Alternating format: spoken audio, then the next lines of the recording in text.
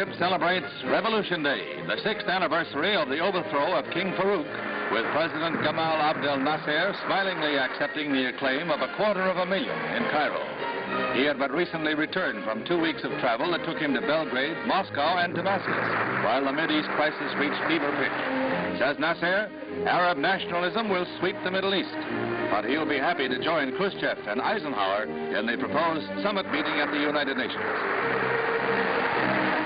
In Lebanon, Robert Murphy, the State Department's ace troubleshooter, met President Shaboul, opening his task of mediating some compromise between Lebanon's clashing factions that would permit withdrawal of United States troops. New presidential elections have already been deferred to permit the choice of a candidate acceptable to all. The Mideast was quiet, but American evacuees from Iraq were arriving in Rome, 10 hours away. In the first group were 36 women, 54 children. Nearly 300 Americans have left since the brief but violent revolution.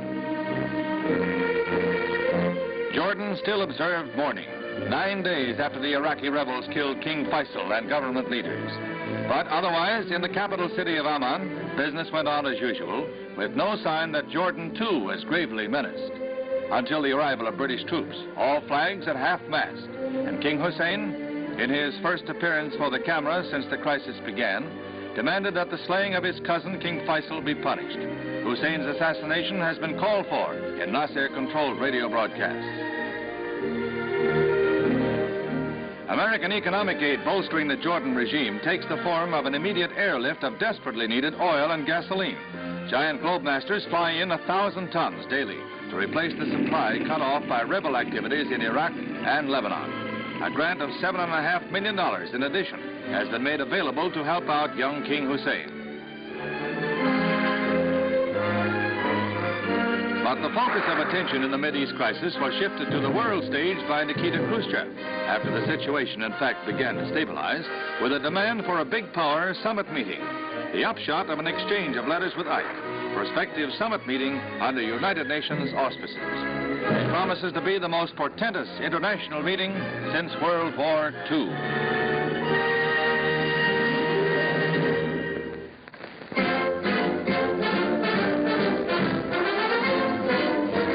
Transatlantic arrival of the week.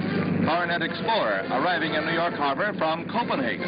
The 22-foot craft, powered by twin outboards, made the 3,400-mile crossing in just under 11 days, escorted by the Swedish freighter Clary Thornton. It was a stormy crossing. 5 times the crew took shelter aboard the mothership.